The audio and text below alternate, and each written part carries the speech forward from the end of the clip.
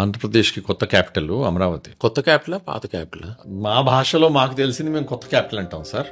దాని చరిత్ర కొద్దిగా బట్టబయలు చేయండి. 1 అక్టోబర్ 1953లో ఆంధ్ర స్టేట్ మెడ్రాస్ ప్రెసిడెన్సీ నుంచి విడిపోయి ఫామ్ అయింది. అప్పుడు జస్టిస్ వాంచు కమిషన్ అని ఒక కమిషన్ వేశారు.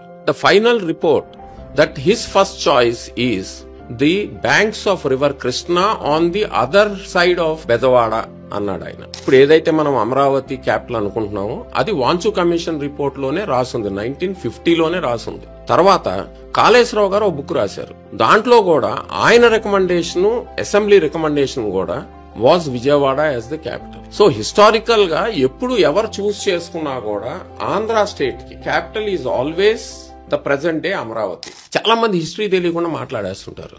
ఇదేదో చంద్రబాబు నాయుడు గారు చూస్ చేసుకుంది. Yes, he has also chosen the same thing. Any wise man will choose the same thing because అదొక centrally located place, natural resources ఉంటాయి, వెల్ కనెక్టెడ్, అన్బయాస్డ్ గా నీ కులము, నీ మతము, నీ రీజను పక్కన పెట్టి ఆలోచిస్తే Amaravati should be the capital. Vizag will become our financial and services capital. Rayalaseema will become our manufacturing capital.